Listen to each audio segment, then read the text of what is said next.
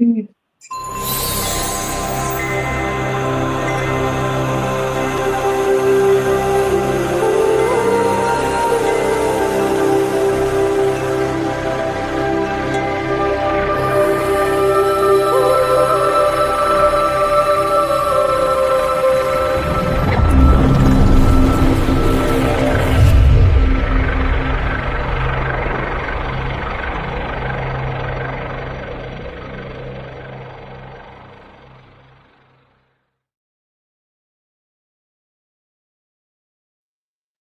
Hey everyone, welcome to the Metaphysical Fat. We're live streaming Kirsten's account. We've got the wonderful Kyla with us today. She is the other half to Don Rogers' After Dark show, and she's a spinning extraordinaire. She is the spinning ninja. She can spin reality through her wheel. We're going to talk about that. Oh, it's there. Don. Hi, Don. Lovely to have you. Yeah. So obviously we've got the lovely Kirsten. This is a fly by the seat of your pants kind of show. We're going in blind. There's no emotional loop. You're just gonna have to take it dry. So let's go. Woo! Here we go. That doesn't mean to go on. Absolutely crazy. So yeah. As you can see, I'm matching my hair today. It's just doing what it wants. But yeah, I've also got. I was saying to Kirsten, we were having a chat behind the backstage that I got a new eyebrow pencil. I'm looking the ventriloquist dummy that. Poor Kyla, she's not been to bed ever yet, so she's just amazingly come up a night shift. Yeah, so come and have a chat with us today, and we want to get kind of stick into it. But yeah, Kirsten, she got some questions to start with, haven't you? I've got questions. No. Well, yeah, I do. I have not been up as long as Kyla and Sam have, so. All right. I'm the only one that's been up a moderate amount of time. Go. I was going to start out what I want to start out with. So the other day, I was having some conversations with Kyla and with Sam, and Kyla was talking about. Kyla is a figure skater, by the way, which is just freaking amazing to me. I love figure skating. So, but she was talking about doing the figure skating and doing the figure eights, and it was really interesting because then I was having a conversation with Sam, and she was talking about walking the eight in the shamanic journey. And I was like, oh my gosh, both of my friends were talking about this today. So I want to dive into that. I want to dive into skating the eight, walking the eight. Let's really look into that because this is a very esoteric thing. And it reminded me of some things, which I'll bring up after you all talk. But go ahead, Kyla, talk to us about your experiences with skating the eight, we'll call it. You just so I have this thing where I do stuff without knowing that I do stuff, like the whole healing thing, and apparently I've been setting up altars my whole life.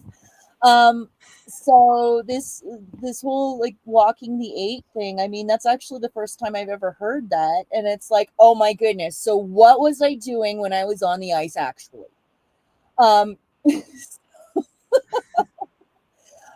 So yeah, like with skating, first of all, I want to say that's kudos to my mom because that was well played. Because if I was on the ice, she knew where I was and I wasn't in trouble. And like most of us, I had a rocky time, so the ice was my happy place, except for the figure eights. At the time, it was so mundane. And just on a side note, they've actually removed it from skating altogether, which I think is absolutely. I say this as an adult now. As a kid, I would have been like, yes. But as an adult, I think that is one of the most detrimental things that they could have done. Because so how it was called figures or patch. So how a patch session would go is everybody would there was, I can't remember what the measurements were, but basically it was divided, like the ice was divided in half, and then there was different sections. Like we basically had our own little property kind of thing, right? And it was 45 minutes. We weren't allowed to talk to each other. Everybody had to go do their own. And so of course there was different levels. Like when you did your preliminary figures, it was just like a figure 8 on your right foot, and then a figure 8, or like on doing the inside edge and the outside edge. I won't get too technical, but it all, you had to be mindful, because like I don't know if people know this, like, but with skates, if you look down, like if you hold the blade up and you look, they're actually hollow. And so there's actually two edges. And so when you're doing the figures, you had to be on one of the edges. If not, there'd be like the two lines, that was called a flat. And so you had to be particular about the edges, and then also the actual size of the circles. They were, I'm trying to remember, I think it was triple your height. And so like and like then you get the circumference. And because I remember laying down on the ice, and they would they'd mark it, and then you would take your foot, and it was a cool way to measure the circles, but it was really detailed. And so with doing that, like, like I learned, like I learned, like how to measure, like it was measurement, it was focus, it was concentration. I credit it, like when I was in school, I was a little keener. I was mostly, I won't say straight A's, but I had really good marks. And I attribute Patch to that, like why I was able to do it, like especially now. I show up, I'm showing up like I don't know, I'm not going to get the official diagnosis, but there's some ADHD, maybe some autism thrown in there.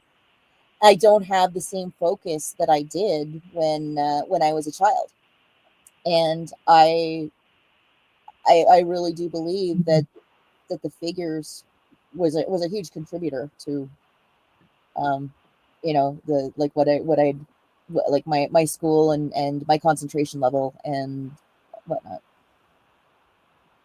Yeah. I was thinking that too, and I was thinking about, so it's like a meditation, it seems to me, when you're doing that over and over again. And I liked what Dawn said here about, it would be interesting, I'll show it again, it would be interesting to know the measurements. There might be some numerology hidden in it, and there very well might be, and that may be why they've stopped doing it too. So I wanted to kind of correlate that with what Sam was talking to me about walking the 8. So Sam, yeah, I've got a few thoughts on that, and I had a similar thought, because you're in, it's the same kind of thing when you're in driving. You're out of the non-logical mind. And can you hear me okay? Is my feedback a bit funny? Oh, that's fine. Yes, it is. When you're doing something and you're moving out of your logical mind, when you're doing stuff and it's repetitive, can you kind of go into that state where you're super focused, and it's actually called epsilon brainwave state, where you can be super focused, which is slightly different to just the normal driving state, which I think what you were doing. And it's barely measurable. It's like 0.5 or something like that. Don't quote me. But if anybody wants to go away and look at epsilon brainwave state, really fascinating stuff. So yeah, normally what we do is we kind of move into kind of this theta state-ish, or like there's lots of different brainwaves, isn't there? Like theta is like when you're going to sleep. And that's like the really deep meditation, but you can do it where you're still active and you're still walking about. So you're moving out of your logical mind. And the thing is, you're doing that over and over and over again. So it's going to build focus and concentration. So anything that you do that requires skill, attention to detail, and these kind of like motor skills, because you also get muscle memory, don't you, as well? So that's really going to be kind of focusing your attention. So I really do feel like that is going to help you with like the concentration in other areas as well. But yeah, going back to like the things of the 8. So I actually think, because it's the infinity symbol, isn't it? So that's when you walk the 8, that's what you're doing.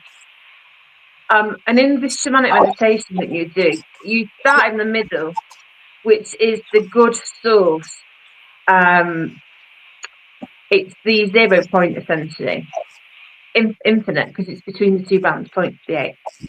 So you're walking, and it's the movement, because when you're moving and you're in meditation, you're also moving the energy and the ideas and things through you. And again, going back into this, moving out of the logical brain. So information can start to come through you, and it moves you into an altered state. So I think that's what you're doing as well. And if you're kind of, we'll say, practiced at moving into meditative states, you tend to find you can do it a bit more easier. So when I'm walking the 8, which I'm not proficient at, by the way, it's a journey for me. You kind of start in the middle, and you're moving about, and you're moving with the energies, and depending on what you're doing. So when I was talking to Kirsten, I was working with my spirit allies for healing. So you can do it for lots of different things, but you set your intention. So if you'd have been skating, you just set your intention, I don't know, to connect with your higher self. You'd probably find if you went back on and did that, Kyla, you could utilize that to get higher information. Oh my So goodness. yeah, so that's kind of what I've got to say about that. I never Yeah. thought I would want Well, to. and I just Go on, sorry, Kyla, what were you saying? I could, No, I was gonna say I never thought I would ever voluntarily want to do figures, but now you've got me excited about my pond at the farm, because that's going to so happen. I will start with this now. Absolutely. well, you know, the thing that's I'm sorry, I'm not. The thing that's really interesting here too is it brought me back to a time when I was working with a teacher of mine who I believe was perhaps a Pleiadian, and there's reasons why I say that. But anyway, at the time, he was talking to me. This was in 2004. He was talking to me about the coming changes in the Earth. And at the time, I had no idea what he was talking about. But he drew a figure 8 on a piece of paper, and he said, he took the pen and he put it at the center of the figure 8, and he said, "This is where we are right now. And we're about to shift into the other side, which is the feminine side of the universe, or not the universe, the galaxy, or whatever." I was like, at the time, I was like, well, that's really interesting, and I could see it, but you know, the fact that it brought back that figure 8, which is also, of course, the infinity sign. And I just feel like there's so much in that symbolism. And then what Sam was saying about, you know, it does create a meditative state when you do that. And I was just like, you know, there's really something here. And I'm going to start walking the 8 too, actually, because it sounds interesting. Just But to Kyla, add to that. Okay. No, sorry, just to add to that. Yeah. When you're in the 8 as well, because it's an infinity symbol, it's a closed loop. So whatever you're doing when you're in there, you're compounding it, and it's getting more and more concentrated.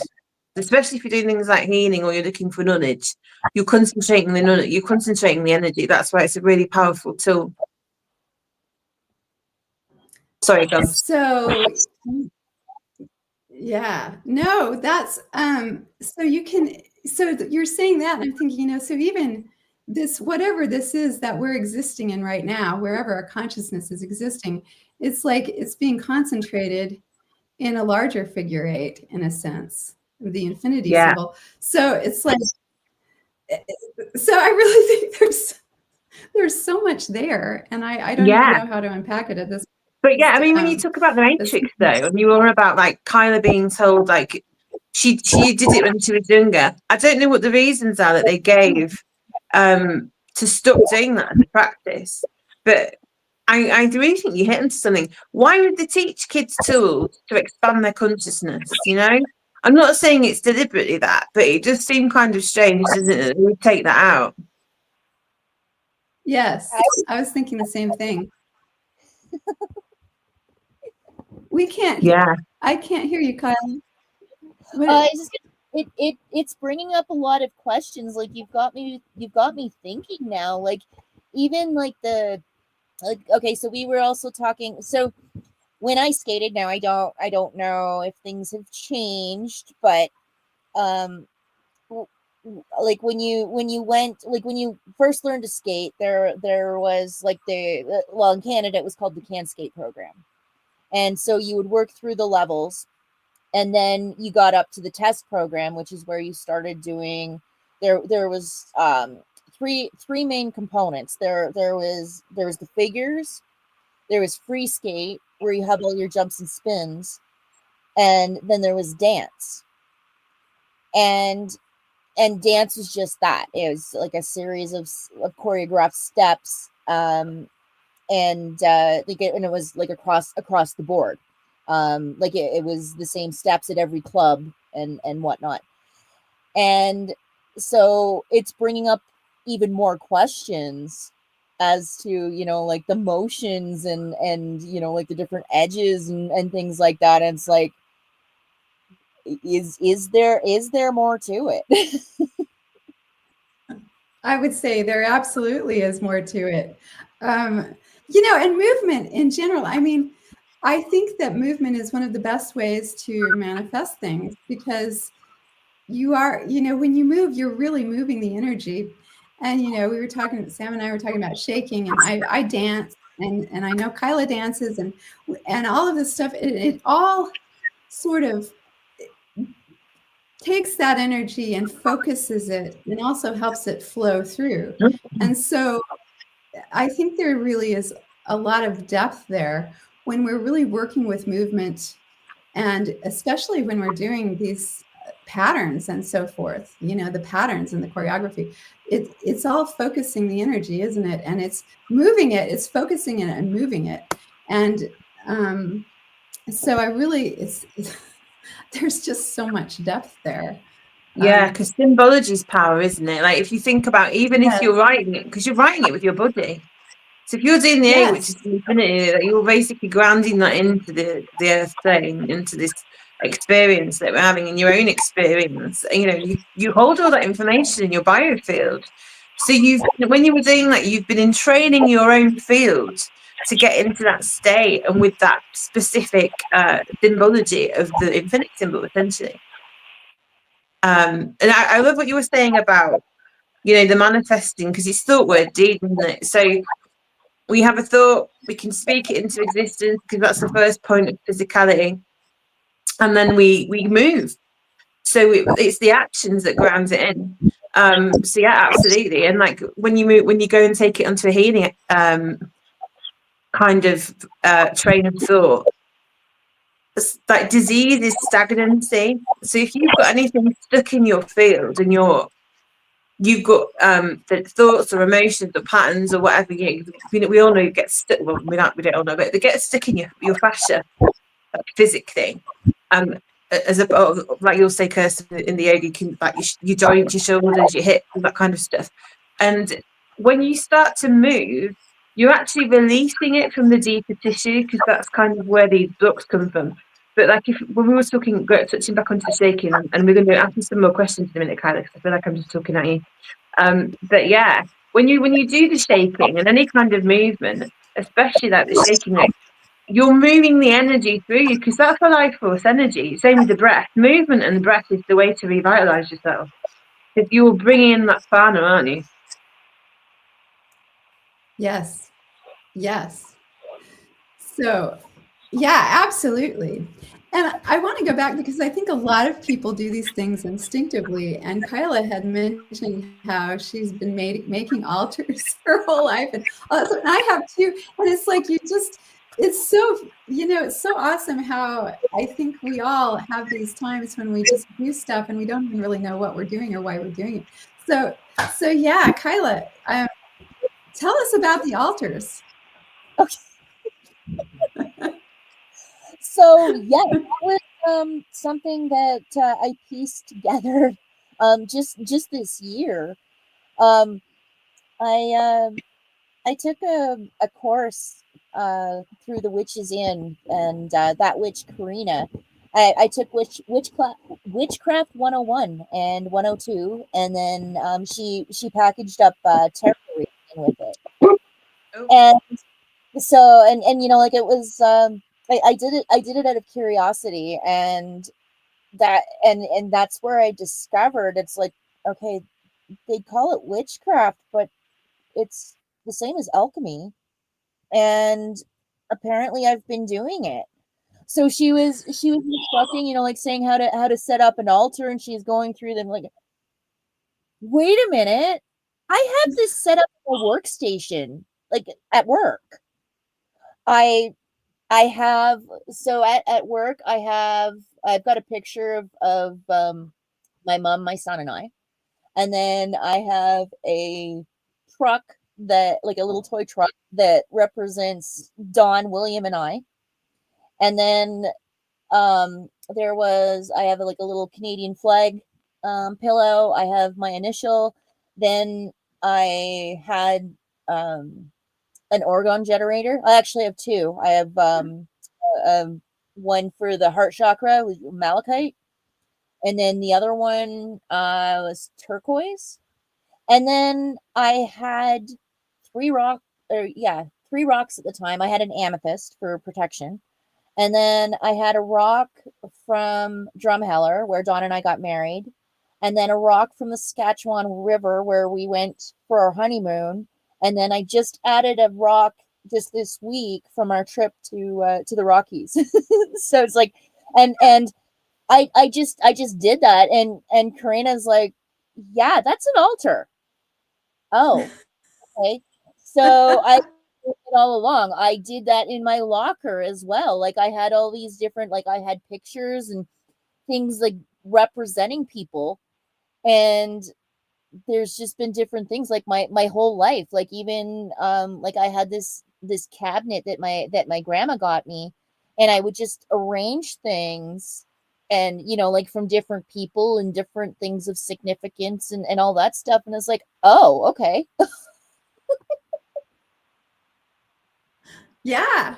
I think I find that, and I think, most people who come in, because the people who come in with some sort of spirit, I mean, we all are spiritual, but the people who come in with a higher spiritual knowledge that they're bringing into this reality, I think often do stuff like that and don't even realize it. I mean, I did the same thing. I made altars for years before I realized I was making altars. And it's one of those things that we do. And I think it's a primal, it seems like even a primal thing that human beings do. Like they naturally gravitate towards doing these spiritual practices, even if they don't know what they're doing. And so it's like, I don't remember, I'm not proficient at quoting specific Bible quotes, but I do remember this quote that says, it's written on your heart.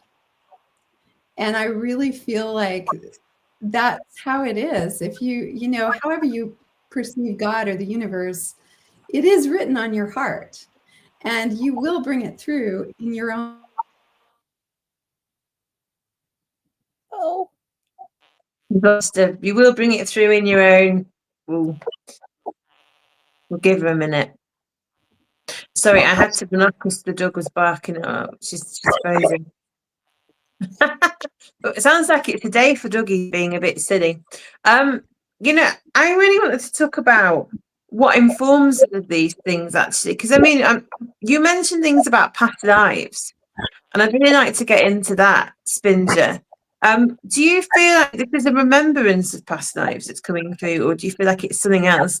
Like it's almost like a channeled information from like maybe your higher self or something? I mean, what are your thoughts on that? I'm leaning towards channeled information, because I don't like. I'm not saying that I haven't been here before, but I haven't got any inklings at all, no hints or anything where that I've been able to piece together where I might have been, where I might have come from. Um, Dawn and I have talked about this, and we're leaning towards that. I'm brand new, that I haven't been here before. Like he thinks I came like right from the throne room to clean some stuff up, and I really don't know. So the other theory that I have is that either they were really traumatic, or I was at some point somebody of importance and it's not being revealed to me yet because of like I've got some ego work to do. So I'm not quite sure where that falls in. Oh, I know, we're back. Because we were We're just back. we followed on from what you were saying. And it was just we were talking about kind of this remembrance and where it was coming from, and whether we considered it maybe it was a past life or whether it's higher knowledge. And you know, Spinja was just saying she wasn't sure because she had no kind of inklings of what's going on. Kirsten, can you hear me? There. Yes. I'm sorry. I just had a power outage completely. Everything just went Oh, out. Just boom. Gone. how very strange. Yeah, right? What a I don't even coincidence. I know. Yeah. Interesting. Yeah, so we're Mhm. back. Okay. Sorry about Yeah. that. I don't So Spinja wasn't sure what was going on. I'd really like to get your thoughts. Like she said, she wasn't sure that she came, as Don would put it, straight from the throne room. I think, from my experience and my understanding, we've got lots of different lives that are going on because time is non-linear. So it's like having lots of different seeds in the same piece of fruit. That's kind of how I see it. But I agree.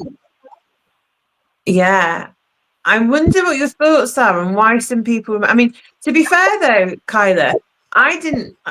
It was really weird actually. I started to get. There's a very well known YouTuber, and I won't name who the YouTuber is. And I remember seeing one of his videos, and I got this massive flashback, and it was like the time of the flood, or one of them, and I was just like, shit, I know you.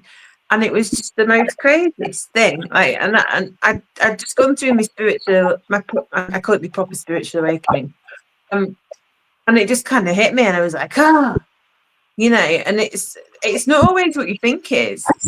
Sometimes you get flashes. Sometimes you get full like kind of things. You can have like I mean, have you ever had a past life regression? Uh, yeah, I would say like they tried to so I did do a QHHT session. Well, I did a bunch of them. That was and she did try to pull out information in regards to, like even like my higher, like if my higher had a name or whatever. And she was very tight-lipped. She would not. But I also think that um that it didn't come through because she had nefarious intentions. And so this is the part, like I know I am super super protected. Um and but I do have questions because the fates have come up just with the whole like spinning thing and weaving. Like for me, it's on. I've done it and it's on deck. Like I want to do that. You know, like I want to take the courses and do all the things. The other thing that's also interesting is that, you know, like we moved to Alberta, where, you know, we're on the 51st parallel right now, which is the same parallel as Stonehenge. So that, you know, there's a lot of interesting energies there.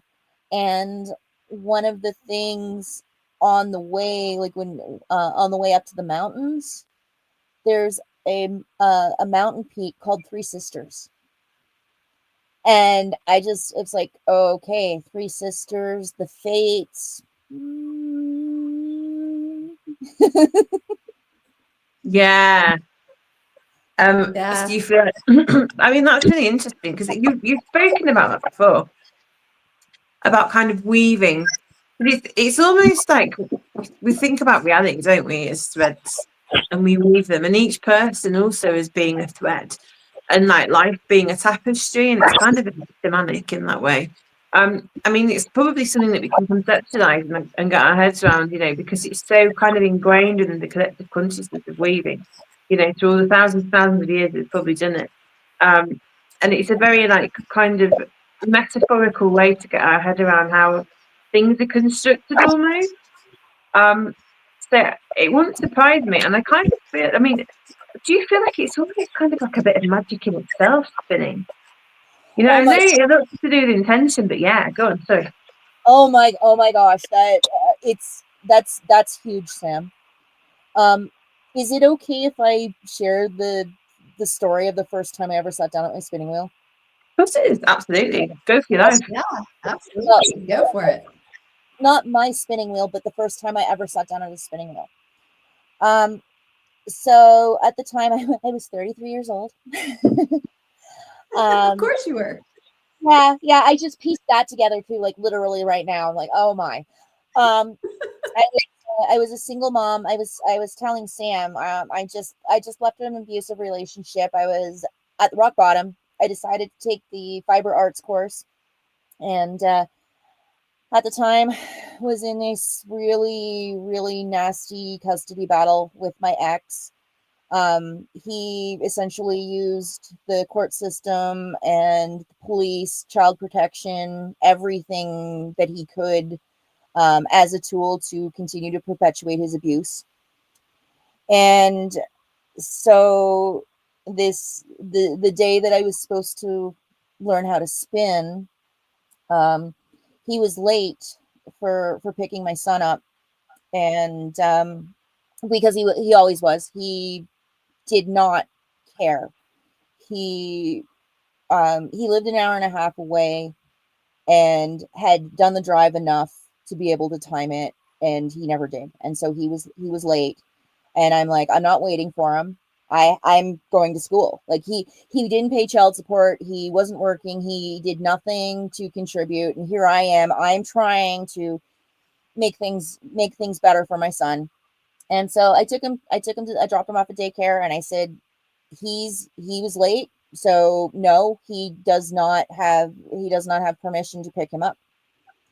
And so a little while later, like I was in the middle of class, my phone rang, and it was a police officer, and he told me that if he could arrest me right then and there, he would. And so I actually hung up on him, and because there was no reason for that phone call, because I didn't break the law. There wasn't any reason for that at all. It was just absolute pure harassment. But needless to say, I was pretty shaken up, and so I went back into the classroom, and my spinning instructor, knew what was going on, and she put her arm around me, and she's like, "Okay, just take a deep breath, have a seat." And like, and because she did the demonstration before I got called out, and so I sat down at her wheel, and everything just melted away. Nothing else existed. I felt like I was swept into another dimension. And at the time, I didn't know anything about other dimensions, but I actually used that terminology to describe my experience. And the peace that I felt and just everything melted away. There is definitely something to it. Yeah. I agree. And Gone for- I would, well, remember that book. I read this book called The Mists of Babylon, and I actually read it a while back. And it was the funniest thing because I'd had the book for many, many years, and someone gave it to me. I didn't even, and I finally just picked it up one day, and it was really funny because it was shortly after I started talking to Sam, and it's actually it's a feminine perspective on the King Arthur tales and the fall of the last world, and when the goddess went down, you know, when we lost the goddess and the patriarchy came in, and we didn't lose the goddess, but when, you know, when the patriarchy came in. And anyway, the main character in that book is Morgan, Arthur's sister.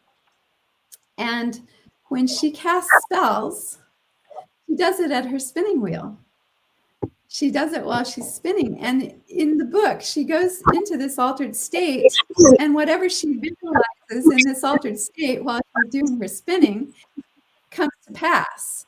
And so I really think, you know, I think that spinning really, I mean, there's so much there in that whole thing. And so it's really true, Spinja. When you're spinning, you're actually pulling these threads. And like Sam was saying, the tapestry of life, you're pulling these threads into manifestation.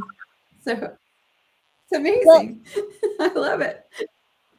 One of the things like that I learned in my witch course was in regards to pulling in or sending out energy.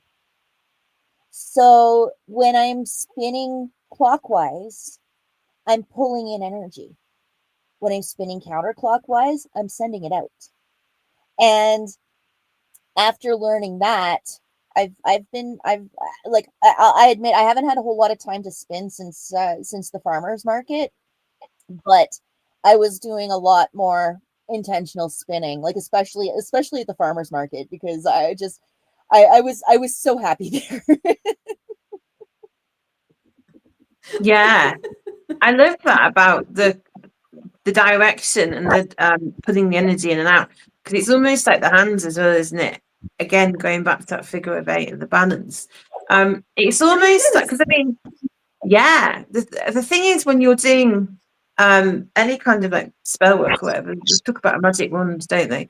But it's just, you need something to put and direct your energy. Now the object will have power itself, but what you're doing is using it to focus, like you said, your intention. So you're weaving it into reality, or you're weaving your manifestation. So I'd be really interested to see how you get on. Maybe come up with a protocol for manifestation while you're doing this. So work on some of your problems that you need to resolve. Well, maybe pull in the farm. Exactly. Yes. Absolutely. I mean, even like if you start with Yeah. abundance, the best thing to do with manifesting is not to be, I mean, it depends really, because we have a lot of books for specific things. But yeah, abundance, or, you know, that thing you've been working on, removing the books to that. Yes, yeah. Yeah. So just going back to what you were saying before about the energies as well, and your witch course. I mean, how did you come across that? Did that kind of just fall in your lap? Because I mean, Kirsten, you'll agree with me with this. Things just tend to come to us, like you were saying with that book, when it's aligned. It's kind of like we're guided, and this is why I think we are all protected, and we are kind of all put in the past. So even though we might be messed about with, or things might try and, you know, divert us or whatever, we're pulled back onto the course that we're meant to, and we're given these tools and these kind of bits of information and these nudges and these helping hands. And the more we can kind of listen to it and tap into that divine guidance, the more aligned we are, the more smoother the path becomes almost. I mean, I'd love to hear both of your thoughts on that. Do you want to go first, Spinja? So it actually did fall in my lap, and I think there was a few different reasons. Dawn has had past relationships where the one like and I think there was a couple that ladies that he was with both practice witchcraft, and the one was very very dark. Like she would write things down and wouldn't let him see it. And so when the opportunity presented itself, so how that happened, I don't even know how. Oh yeah, okay. So we found Karina from another podcaster, and I listened to her on a show, and I'm she just absolutely resonates. Like she's freaking cool. And yeah, just if you guys want to talk to her, I know she would be willing to because she's that awesome. Awesome. And so he invited her on for his Halloween show, and Oh, we got talking, and so she mentioned about witching 101, and I wanted to learn tarot, and it just all lined up. Like it was so cool, and like she set us up with a payment plan, so we were able to do it. And I told him, like, and the part where like I actually took a witchcraft course, I'm still wrapping my head around that because it's not something that I ever dabbled in, like. And of course, I was told, oh, be careful and all this stuff, and honestly, I'm really glad that I didn't um show any interest or anything beforehand, because everything would have came from the wrong place. I would have used it for the wrong reasons, and I really think that there was a reason for the timing and everything. And so I don't refer to myself as a witch. Like to each their own, but I'm more of an alchemist than I am a witch. And this course, just a lot of it I was already doing, and like we all are. And I didn't realize, like it was mostly like working with earth and loving on the earth, and like the elements and everything, and I had no idea. And so, and I think it was also a good opportunity for Don as well, because like he was able to get questions answered, and he knows, like, and that's the other thing. I will not abuse it. I haven't even done spell work since I did the course, because it's one of those things. At this point, there's really no need for it, and I would never do anything dark, because that crap comes back to you. Like, this is the part I don't get. Like, why people are practicing the dark stuff. Like, are you guys like, that's a whole other rant, but I don't get it. Like, you go in and you're told what you're messing with, and people still do it. I can't wrap my head around it. But anyway, I hope that answers your question. Yeah. No, I agree with you. And yes, Sam, I feel like the same way. Things come to you when you're ready. And as I've told Sam, when I first went through my divorce, got rid of my abusive husband, I met this guy who was really into shamanism, and I didn't know that much about it at the time. And I started doing things with him, and we did practice ritual magic and do other things. I don't do that stuff anymore either, because I just don't feel like it's necessary at this point in my life. And because I don't, yeah, that's right, Don. Once we see the alchemy, we can channel the intention. We don't need to do ritual magic, but it is a good place to pass through, I think, for a lot of people, because it does help you to kind of recognize, how can I focus my intention? How can I bring it into the material world? And kind of see, and at some point like, well, this really isn't necessary anymore because I can sit in meditation and do the same thing, or I can do some yoga and do the same thing, or I can dance and do the same thing.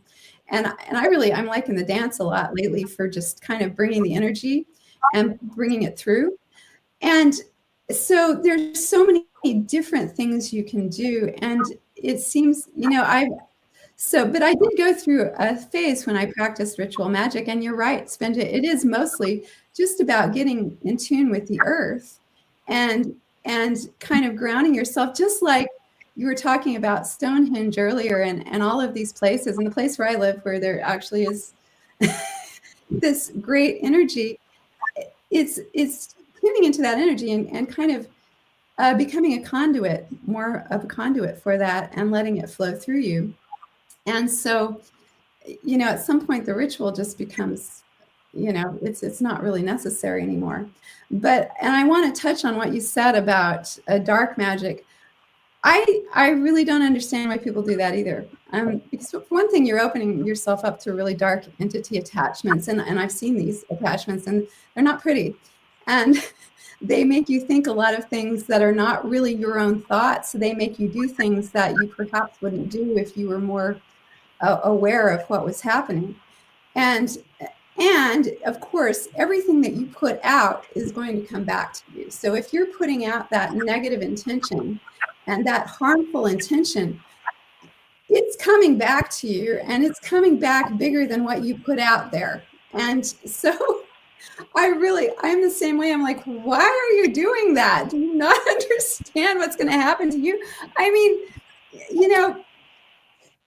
and you can do some things to other people perhaps, but probably not really if they're protected. And because the other person has to acquiesce on some level as well. If you're trying to harm somebody else, there has to be some level where they acquiesce to that. Otherwise, you can't. It's insane. I don't really understand. But I think, so many people get into their base urges and their ego, their small ego self that's really selfish and grabby and insecure. And I've got to do this. I've got to control everything. And that's what it really comes down to, isn't it? You're trying to control other people. And it's like, control yourself. Control yourself. And then whatever comes into your field will be more in alignment with you. When you're just constantly trying to control these outer things, not only can you not really do it, ultimately, I mean, you might be able to do a little bit for a while, but you can't really control other people. You can't really control everything. What you can control is you. And when you are in control of you, then you can control the way you react to situations, and you can control the way that you, what you do about it. And that's going to shift how everything is. That's going to shift things in your favor, because you aren't trying to violate someone else's free will. You're just exerting your own. And that's a whole different thing. Yeah, absolutely. And that, I just want to touch on the magic thing. I mean, if we go back to Course in Miracles, I'm not condoning any, I'm not censoring nor am I condoning any use of magic. I think it's a really personal path that everybody needs to walk down, and it looks so different, and there's so many different areas that you can study, and there's so many different uses you can do. I mean, you can do it you can even do it like the Kabbalistic tree of that if you're doing path work or whatever. It's much, the way that we access it is going to look different. And it really does depend on the state of mind that you're in, and that's kind of just what I want to touch on for anybody that's not looked into it. You want to be stable, because if you're unstable, your magic's going to be unstable, and you're not going to be able to kind of exert it in a controlled manner, because it has to go through the filters of your own subconscious. If you, especially like the same sort of thing as manifesting, you've got blocks within you basically that are going to come up. Which is why the more work you can do and the purer channel you are for any kind of work like that is really going to set you in good stead. And you also need to have the emotional tools to deal with whatever happens. And it's not a precise science all the time, because there's always variables. I mean, you look at the astrology, people, you know, a lot of people that don't really know what they're doing, they'll start doing stuff and it's like, well, the astrology was really counterintuitive to that, so good luck with that, because you've just bit your ass. And then you kind of like move into chaos magic, which is just like, fuck around and find out. Really, isn't it? Yeah. It is. I mean, that's obviously if you can do that. But again, it depends what you want to bring into your life. And a lot of people that piss about with it, you get a bit on the bum. So I think with people that are actual proficient practitioners that have done a lot of study, that have studied under people, that have looked at a holistic and, you know, really wide variety of different practices and have a real good understanding. And I think they're the people you want to go to for information and knowledge and perhaps purchasing spells, rather than being like the cat, you know, the armchair witch that decides you're going to text somebody and then it all goes probably wrong. Because the thing is, when it's lower based magic, it's easier to do because like, it's a lower frequency in it. But it really does work, and it has knock-on consequences for people. Just leave it at that anyway. So yeah, I mean, going on to back onto Course of Miracles, because we've all kind of done that, haven't we, as well? They talk about the two that basically also there's like the lower magic, which is like the magic where we influence like direct reality, and then there's higher divine magic, which is when you're bringing that channeled information and it's aligned with like the divine template. And that's where we all kind of are moving, I think, in consensus in this circle. It's moving into kind of divine flow and knowing that we don't perhaps have to control things, you know? But, I mean, even in shamanism, you do things like ceremony, which is, you know, you have ceremony in witchcraft. That's what it is. But if you're doing like ceremony in anything, all it is sitting, creating a container of, you know, an energetic container, and then doing things in a ritualistic way to infuse them with power and intention. And you're calling on different elements, you know, if you're talking about being like an absolute nature witch, it's very much like the, you know, like it is basically shamanism in a little way, because you're dealing with the spirits of the fire and the water and the earth and the nature spirits and the elementals and all that kind of stuff. But again, it's knowing what you're doing. But when you do any kind of ceremony, you're condensing something into fruition basically, and you're allowing it to percolate and then to be manifest. So yeah, there's a lot of different things you can touch on with all of that. Anyway, I'm just waffling on now. But anyway, Spinja, going back to my little notes here. When you, I mean, I know you said you've been doing a lot of craft fairs and things like that, and you've had a recent really successful one. How have you got into that? I mean, for anybody at home watching that wants to look at like ways to kind of be more sustainable. What's that noise, by the way? Is somebody's mic doing a bit of a funny? Is it my mic? No.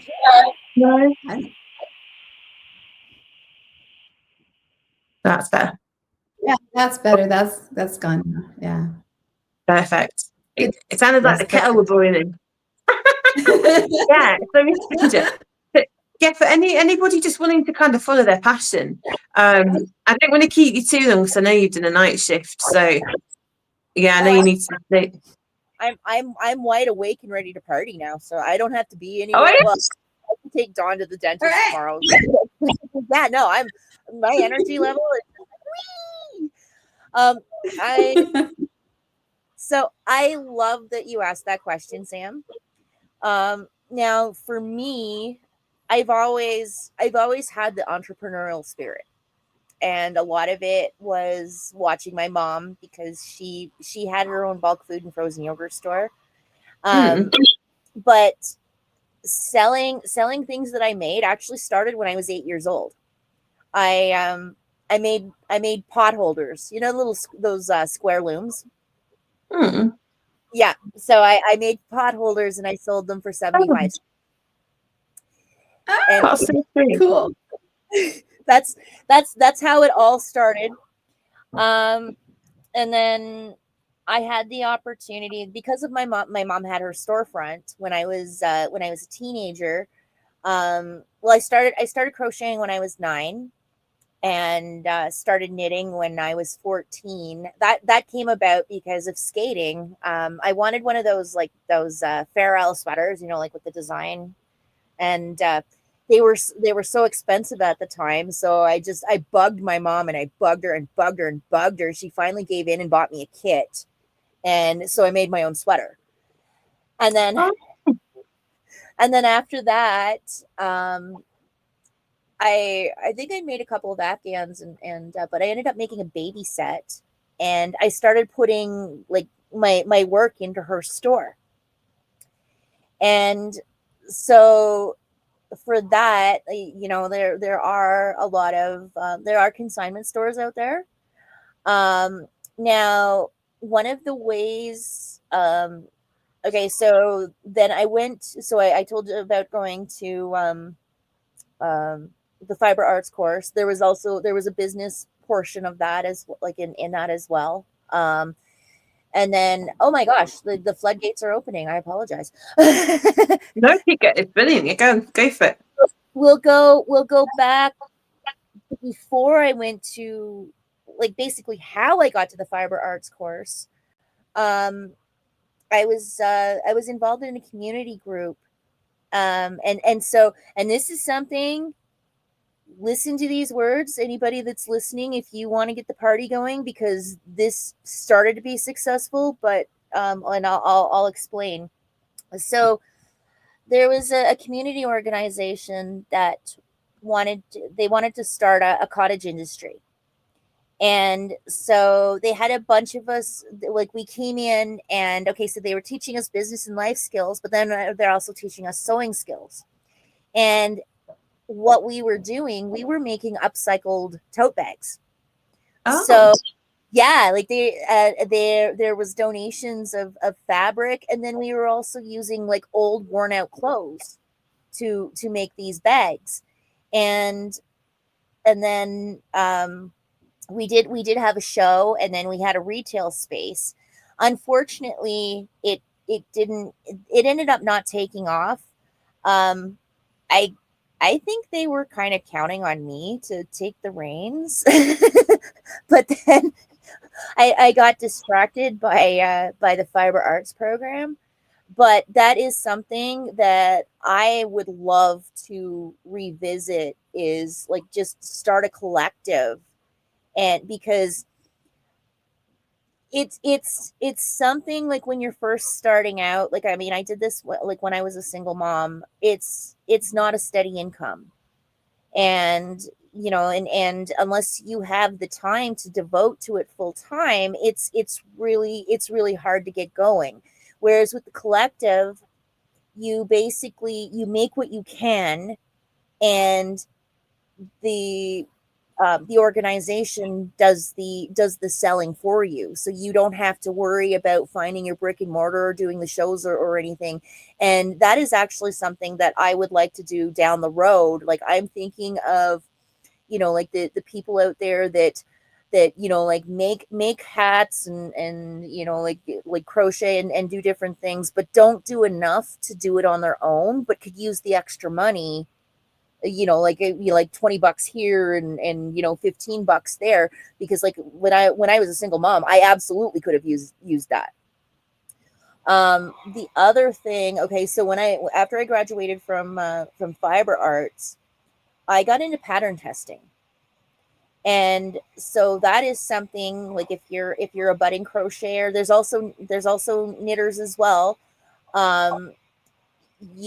So what happens is, you sign up to do the pattern test, and you follow the instructions, and you look for mistakes, and you give them the feedback that they want, like, like if they, like the measurements, and the outcome and all that. A lot of times they will ask you if you can post it on social media, and then they will give you the pattern for free. So you're getting like the up to the date trendiest thing.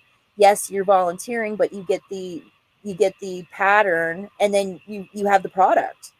And it was the turnaround was like usually 2 to 3 days. So that's also how I built up my speed as well. So, anybody wanting to get started, that is an excellent way, because what happens is you keep doing these tests and then suddenly you have an inventory. And Yeah.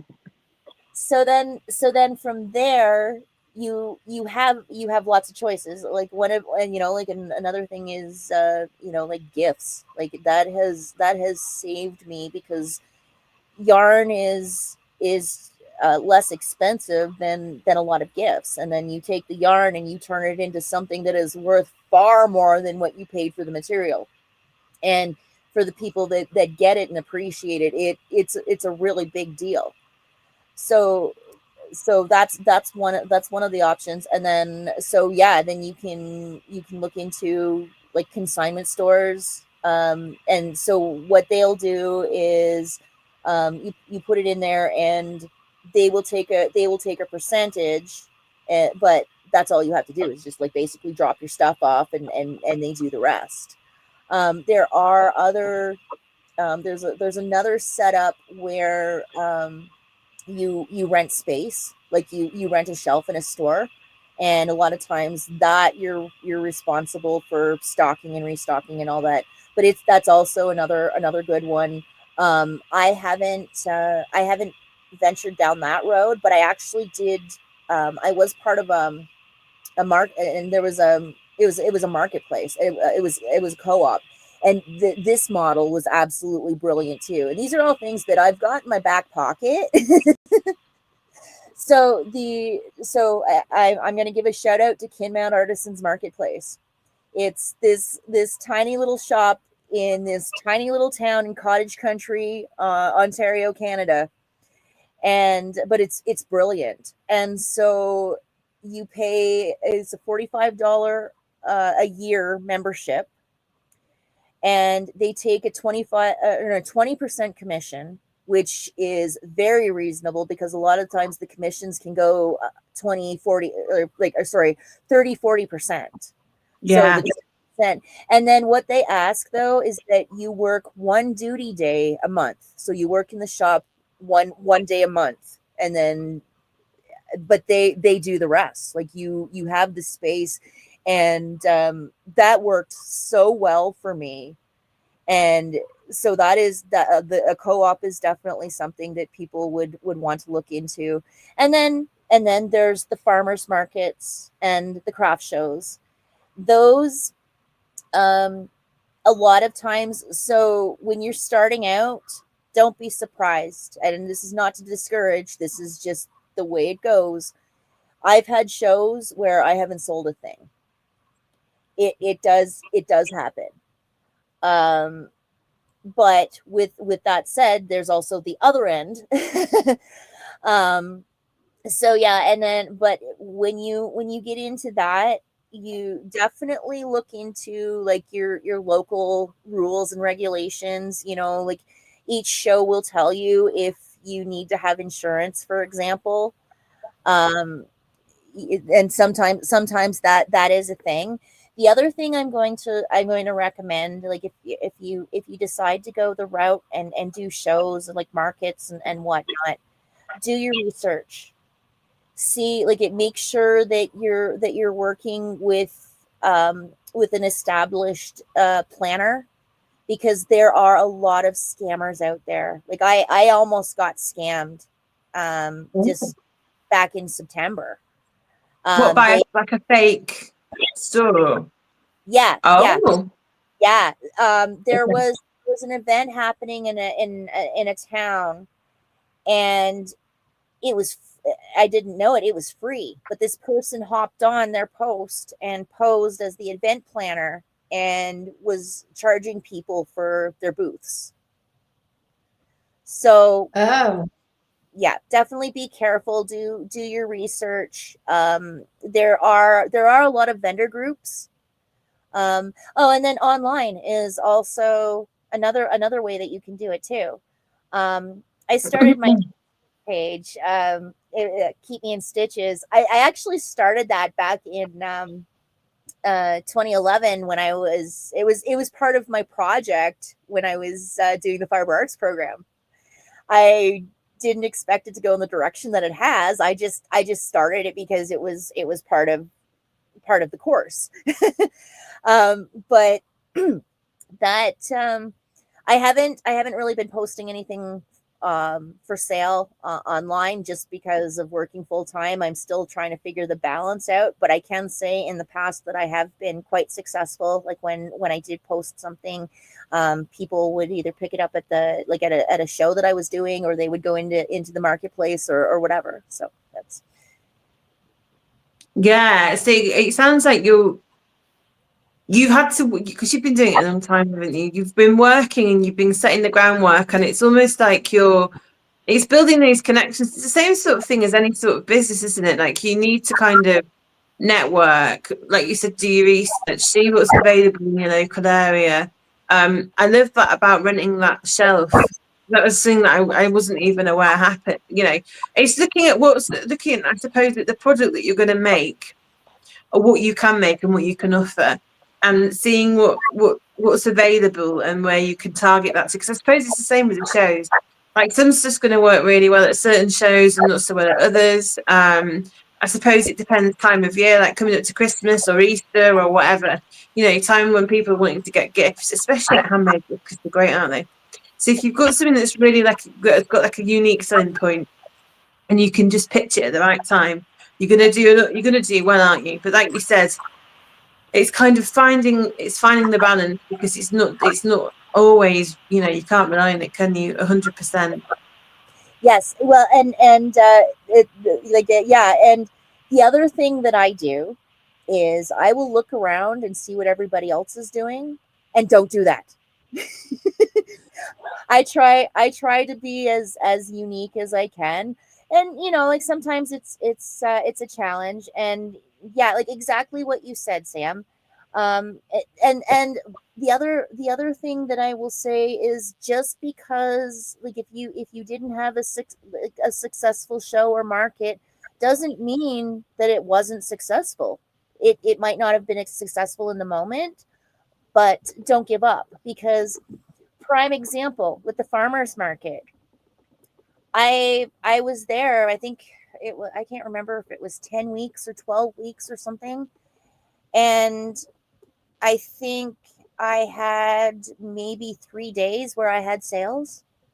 And it was slightly discouraging, but at the same time, I just loved the atmosphere. I loved the social aspect of it. I had my spinning wheel there. There were kids coming and asking me questions, and like different people. Oh, I didn't know that was still a thing.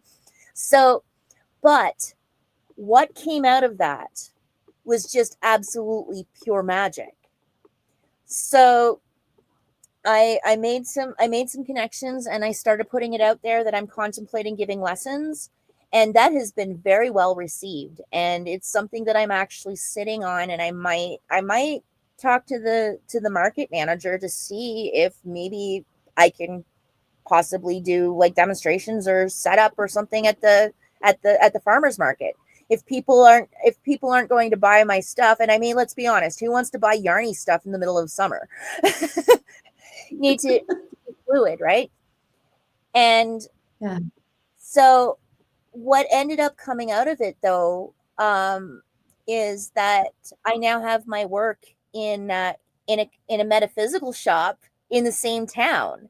She saw my stuff, and there was one bag in particular that she absolutely fell in love with, and so now I have my work in there. She also works at the library, so I've gone there and I've done a demonstration with my spinning wheel, and she's talked about like doing more demonstrations, and Goals.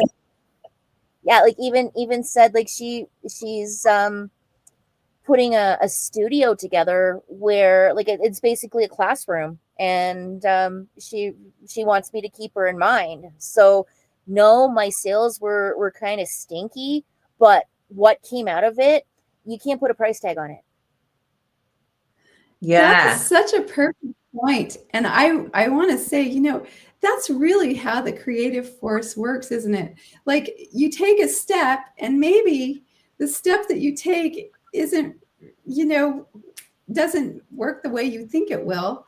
But what happens is that it brings you to another place where maybe something else falls into place. And it's like in The Artist's Way, I can't remember the precise quote, but Julia Cameron says, sometimes what happens is you shake the apple tree and then oranges come out because you don't know.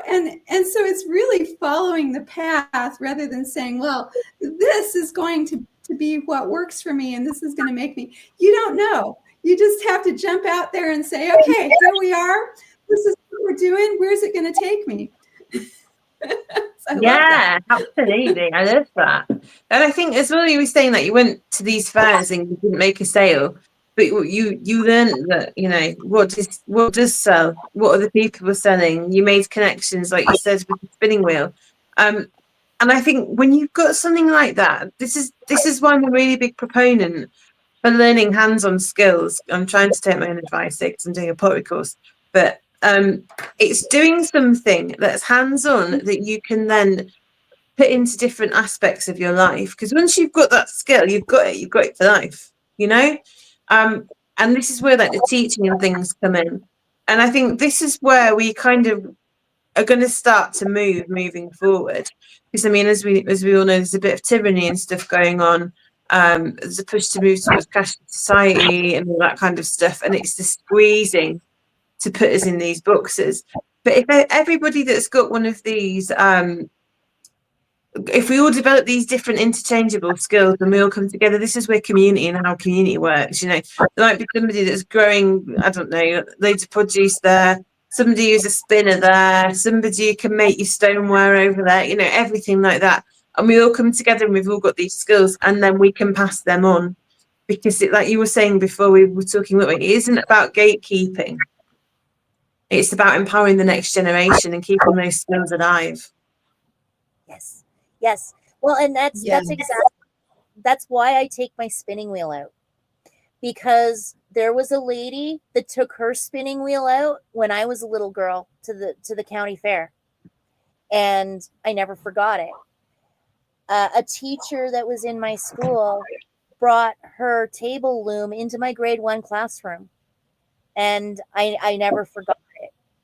So I've already had evidence that I'm that person. I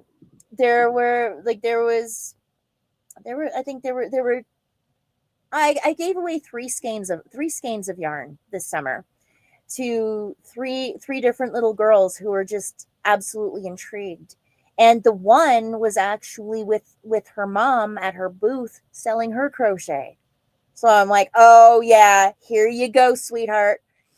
And it's kind of funny because when I was doing the spinning demonstration at the library, it turns out that one of the little girls that I gave the yarn to, her mom was there. Oh, wow. And that's amazing, isn't it? You really see like how it blossoms out. And I love what Don was saying about like how we all need to be self-sufficient. Absolutely. Absolutely. I'm really, really a big proponent of that. I love what you were saying about also, because you were talking about the other lady that was doing crochet, and this is like also the web of connectedness. We meet other artists, we meet other people, and when you start to come together, you could even supply people that want to crochet with wool, because that's all part of the contacts, isn't it? That's the thing. And it's real good quality stuff, and that's the difference between the store-bought machine factory, like boxed in, everybody's got the same sort of rubbish. You don't know what's in it, you don't know where it's coming from. Is it slave labor? For those that are like ethical, a lot of people are nowadays. People are wanting products that are ethically made, and you look at like your Shen and your Temu and all that kind of stuff, and it's not. It's slavery, isn't it? Essentially, it's modern slavery. and we say, we all like to, get on the bandwagon about slavery and all the rest of it, and we've all got our own thoughts and feelings on that. But it hasn't been abolished. It's just changed the way that it's being implemented. Basically, I'm going to leave that to you. I need to go a second first, and I'll be right back. I agree. And one of the things that I always say is I get these, I buy these things that it's like they don't work properly, they're poorly made, they're ugly. And I'm like, why? Why do we even have this stuff? Who is making this? Because, I don't want to pay for this shit. It's so annoying because if you had a local craftsman who could do these things, or a local craftswoman who could do these things, you wouldn't need to pay some corporation to give you some shoddy product that doesn't even work the way it's supposed to. And, and I just feel like and it is, we're all being herded into this. Yes, you're right, Don. Oh my gosh, Don just said literally the Black Friday conversation. Slaves. It's true. It's true. And we are all slaves in a sense, because not even in a sense, we really are. We're in a free range slave system, basically. And the way to break out of that, because I think it's time to break out of that. As Sam said, there's a bit of tyranny going on now, just a little bit. A bit, just a tiny bit. But just the wacky of thin bit of tyranny. Sorry. Exactly. So the way to break out of that is to go back to what can we make with our own hands? What can we do with our neighbors? And the community is such a huge part of that. Just making those connections and finding people who are like-minded and who want to create something together. And that's really, I think, where it is, the community and the coming back to making things with our own hands. Stop letting everything be an intermediary in your life. Actually step into your life with nothing between you and your life. It's like, what can I do with my hands? Who can I connect with? And that's really the key. So thank you so much for sharing that. No, what, Sam? Why do you say these things to me? You know what a terrible dirty minds I've got.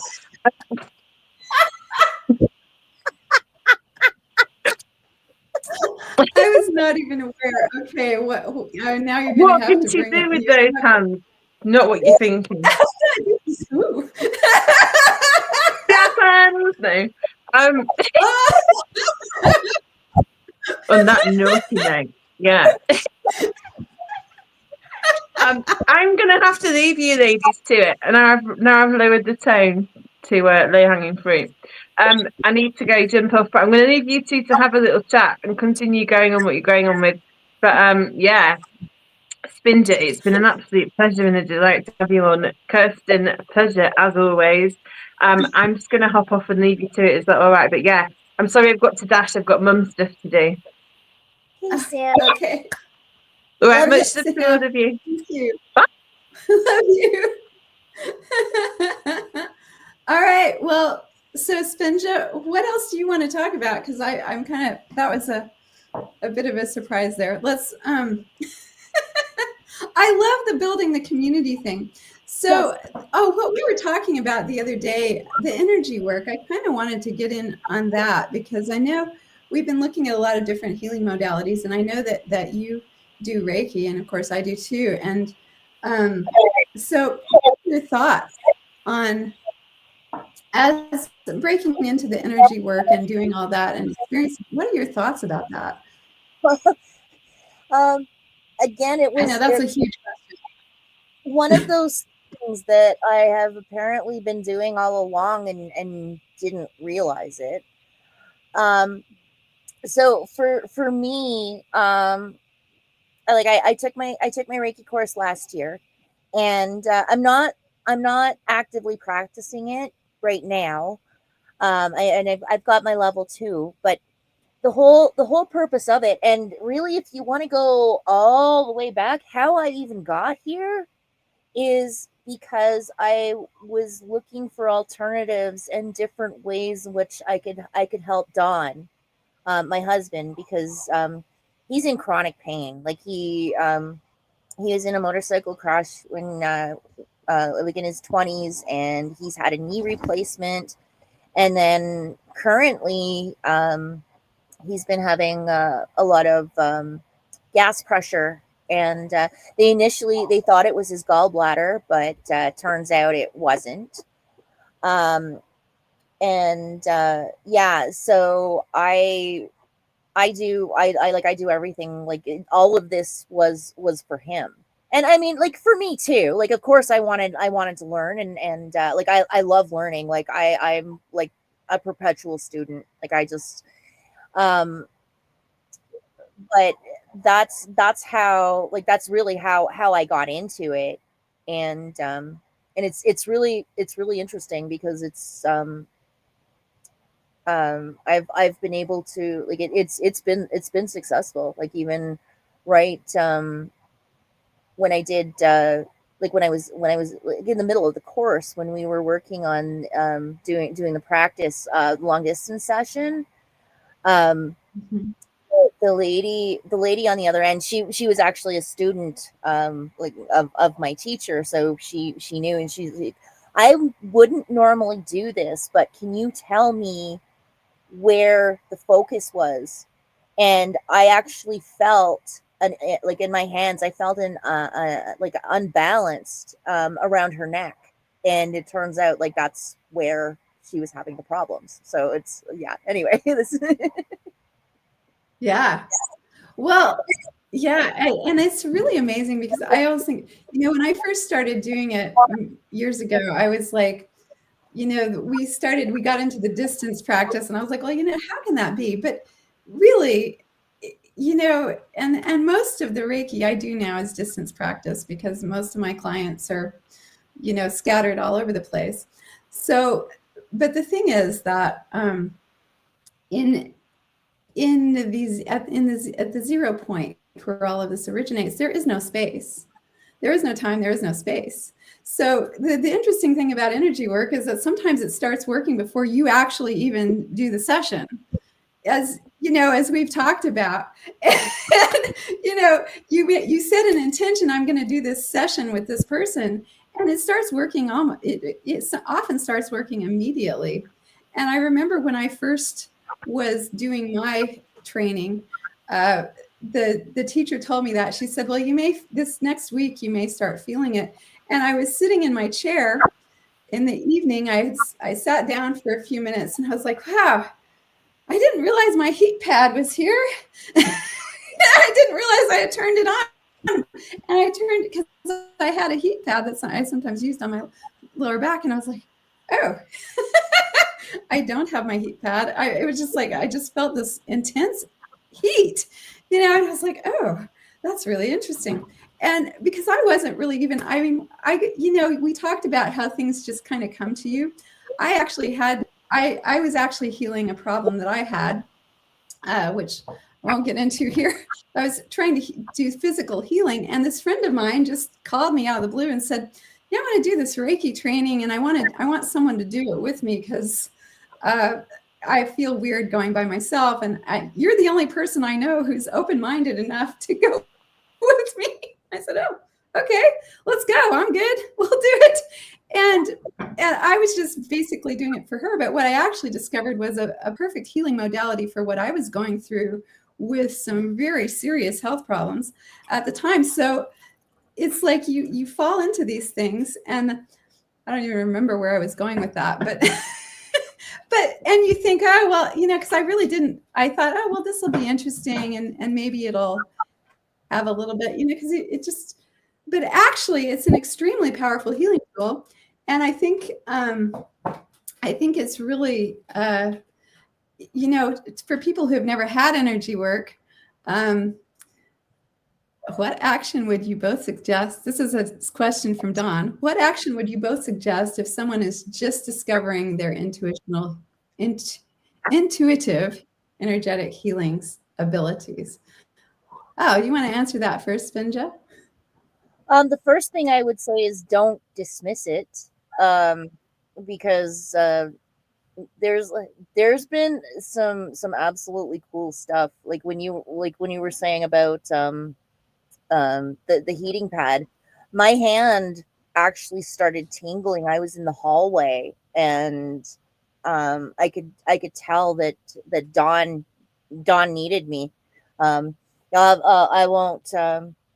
I can elaborate later, but I've actually evolved into the fart whisperer. Um,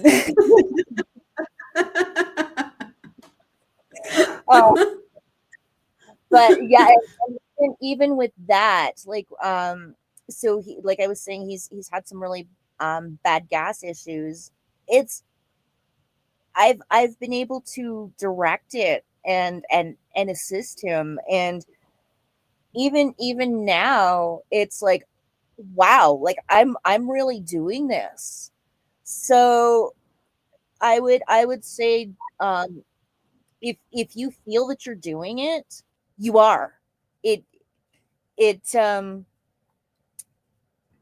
I really don't think, like, if you're going from intention and going from your gut, like, and especially your heart, um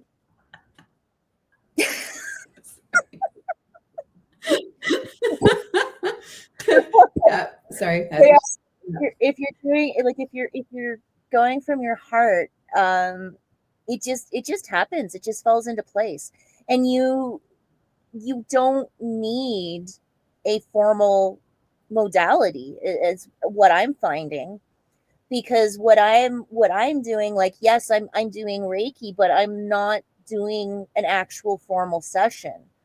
Reiki for me was more like the training wheels to get the confidence, because, like, when Dawn's gas attacks hit, like, they hit fast and they hit hard.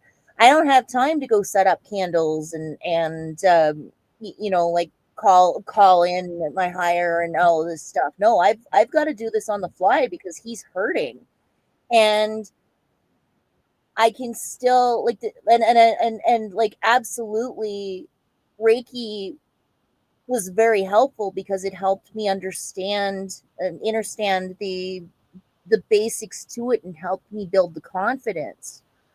But also, though, if you're in a position where, like, a course isn't accessible at the time, if if it's in here and it's in your gut, just go with it because you're doing it. I agree. I would give similar advice, because I think the real thing is tapping into your intuition and actually being able to feel it, because what you're doing when you're bringing that energy through is you're just becoming a conduit. You're becoming a conduit for it. And that's why you want to clear, that's why you want to heal, because, if you have your own blocks that you haven't healed, you're not going to be as good a conduit as you are if you've gotten rid of a lot of that stuff, because it's just getting that energy to flow freely. And so really, when you're starting out, the biggest thing is just learning to be able to feel it.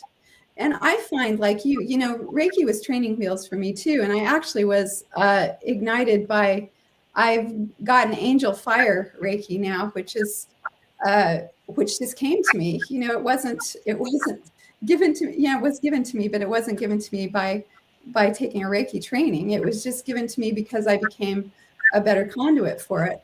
So, but really, the thing is, and the thing that, like, I do recommend, if you want to do energy work, for sure, find someone who can give you a Reiki attunement, because that's what gets the energy really flowing and helps you to learn to feel it.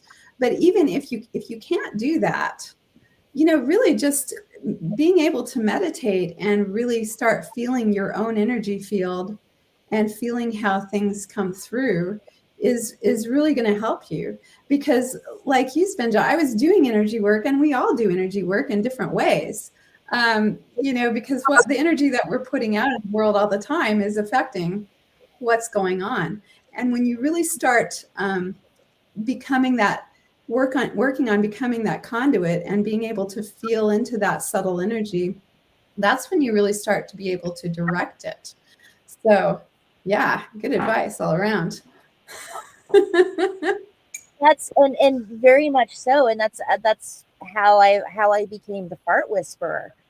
It wasn't it wasn't anything that I learned at a course. It was like I think definitely like the attunement kickstarted things. Like there is no question about that. Like when I was getting my attunement, I was able to smell the incense on Mount Corona. So that was pretty cool. But like as far as like Dawn's gas issues go, that has just been all intuitive because I'm not doing the symbols or anything. It's just I put my hands on him. Now he will quite often give me a starting place, but after he shows me where the spot is, I will chase it down. And there's actually been times where like it responds to me too. Like it knows that if I'm called in, it's business time. And it will like the gurgling will actually it'll argue with me. It like this sounds crazy, but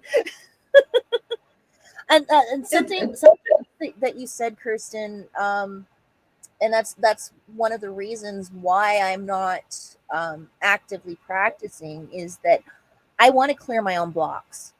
And yes, like while you are practicing Reiki, it is mutually beneficial because that energy is Yes. coming through, and like it benefits you as well. But especially last year, like when I first took the course, I was definitely not in a place where I would want to do it. And even now, like I'm definitely in a better place, but I still don't know if I'm quite there.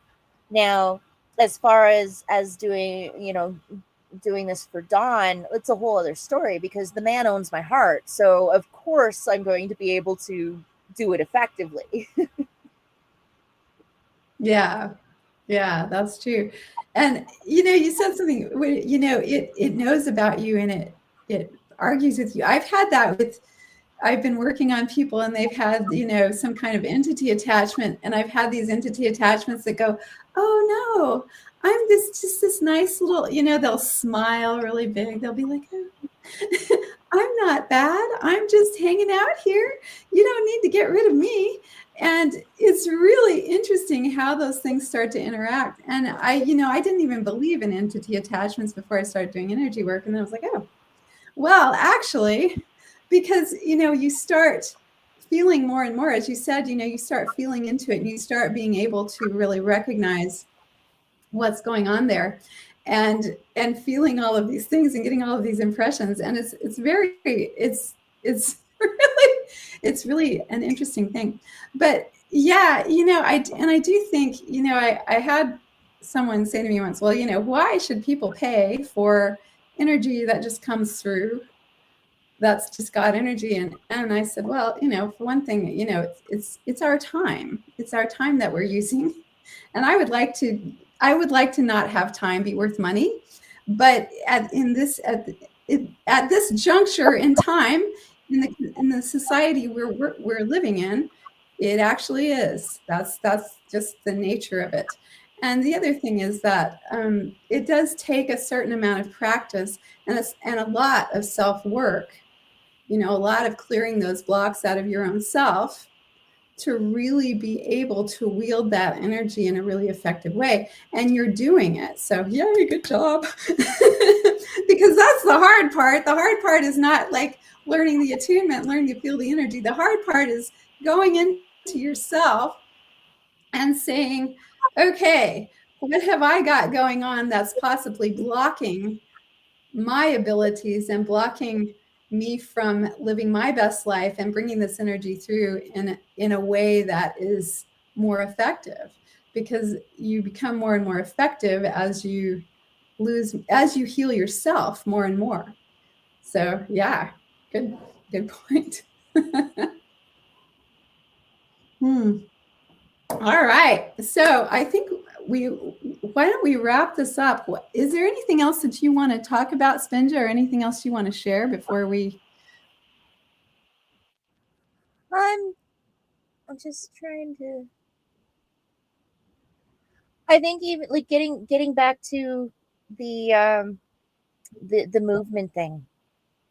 I think Yeah. that is important, and so that's something else that I didn't mention, and will highly recommend as well. So, the so my the whole Spinja thing, that's a real deal. Yes, I spin. I haven't hit ninja status yet, but I do have a brown belt in Shorin-ryu, which is you're on your right. way. That's where the Spinja comes from.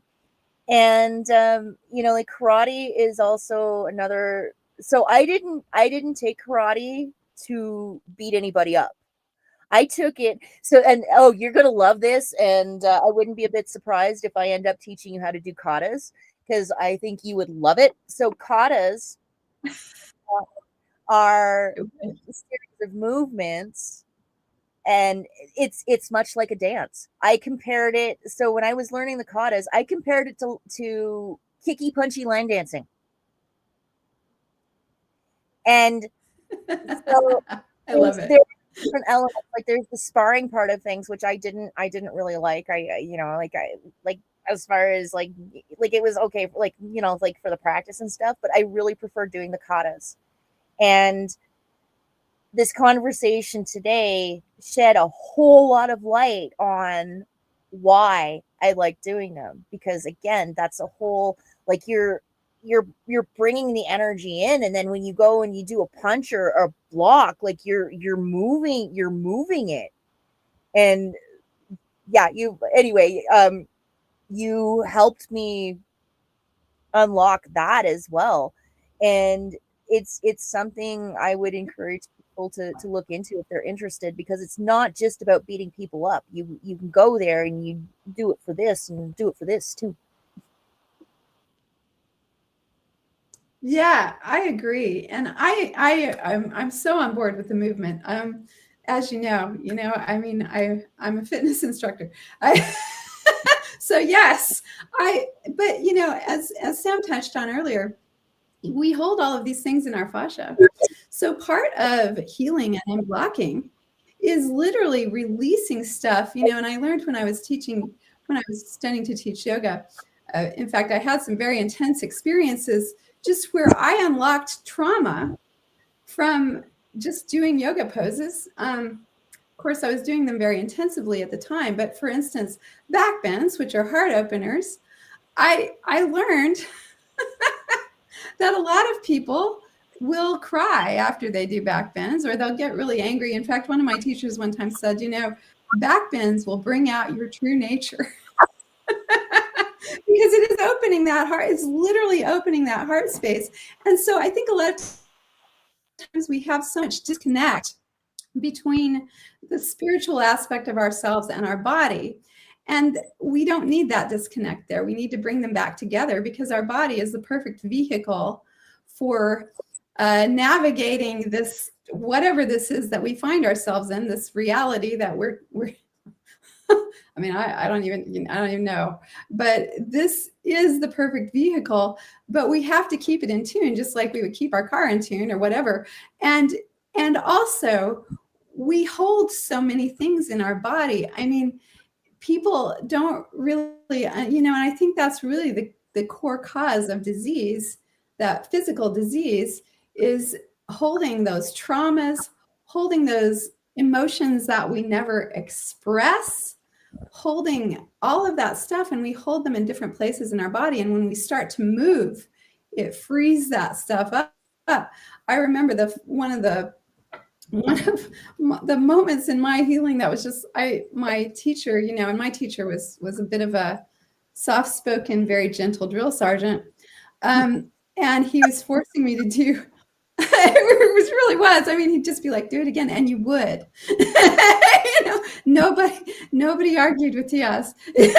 But he was forcing me to do these back bends, and I did like 10 back bends in a row, and very intense back bends. My feet were on a chair, in fact, so it was really major, crazy ass back bends that I probably wouldn't even have a student that I would take into that place. But he forced me to do that like 10 times, and I walked out of that class, got in my car, started driving, and just totally burst into tears, and I cried for the rest of the day, on into the evening, cried and cried and cried. Upset my boyfriend because he was like, "Oh, what's wrong? What are you doing?" It's lying on the couch sobbing. I'm just like, I don't know. This is where I'm at. This is where I'm at right now. And so what happens is, you get in there and you open that fascia, you open all that stuff you've been holding, and it just comes up.